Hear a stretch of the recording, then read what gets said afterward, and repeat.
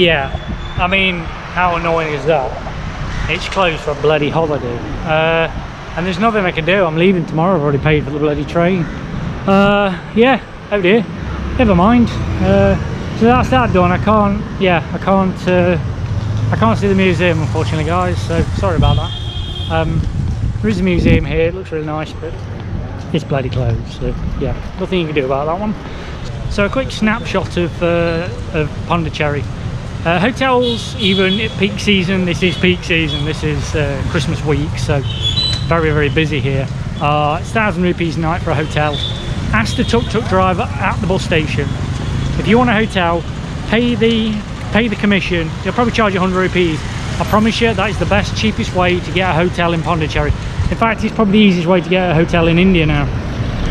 Just at the bus station, just ask the tuk-tuk auto driver, you want a hotel, tell him your budget and he'll find you a place. He'll tell you if you can't get it. So I actually said 700, being realistic. He went, no, 1,000.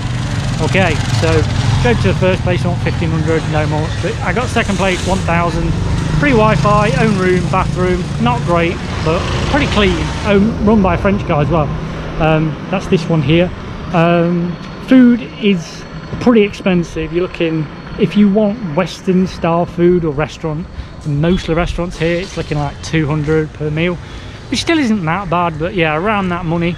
But then you've got but there are some tally places around, especially near the, probably best head near the train station.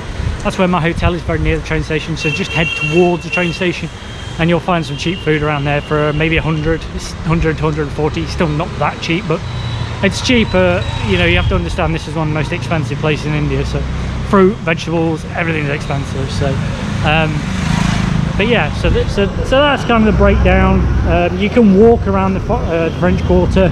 You don't need to get tuk-tuks, don't need to hire a bike. You can walk around this bit quite easily. Let's see what else we can find in Pondicherry.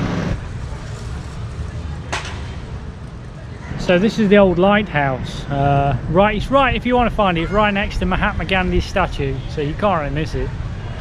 Yeah, I'll try and pull some details up about it now. I haven't read up on it, so that's the Old Lighthouse.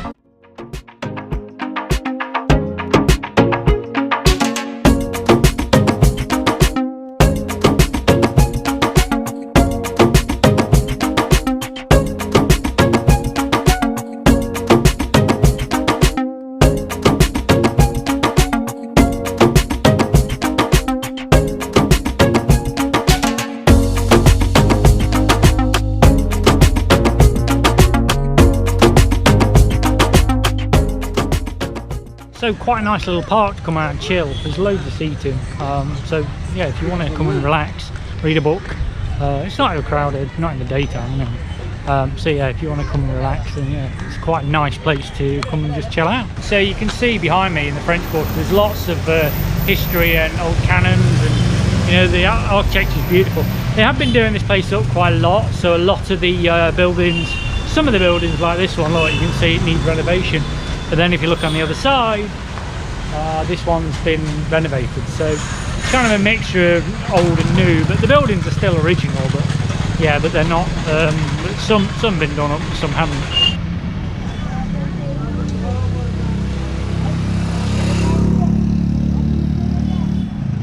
So still in one of India's most beautiful places, there's still poverty everywhere, you know. There's still people sitting on the streets selling stuff. You can't escape it, but even in the poshest areas you still see a lot of poor people. You're not gonna escape that kind of thing in India.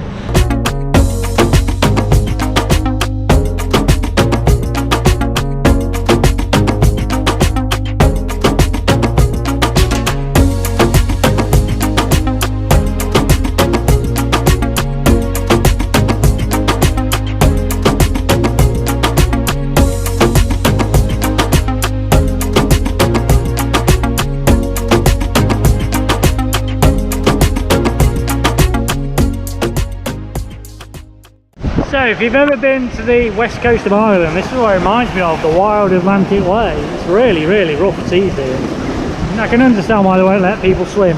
If you look up here, there's lifeguards protecting, and if you go anywhere near that water, they'll whistle. So yeah, really shockingly bad wages. Not really much of a beach at Pondicherry, but there is a small section of beach which actually looks man-made, to be honest. I don't think it's real. I think they've made it. But yeah, I mean, you can come down and it's kind of see a beach, but I don't think you can sunbathe here. I don't think the locals, I don't know, maybe you could. So this is Pondicherry's War Memorial. It's just basically a machine gun with a hat on it, which is reminiscent of the Vietnam War, how they used to bury the soldiers in Vietnam. Well, they've been doing it for years, but kind of became famous in Vietnam. I'm not really sure what war they're talking about, but maybe it represents all the wars that were fought here. So that's the French embassy. I didn't know that, but there's a French embassy here.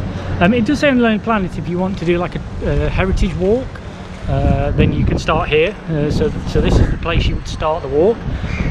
It describes in the Lonely Planet, you can kind of follow it. I'm not going to try and explain which ways to go, but basically it includes the museum, the war memorial, and all things like that, and basically the seafront.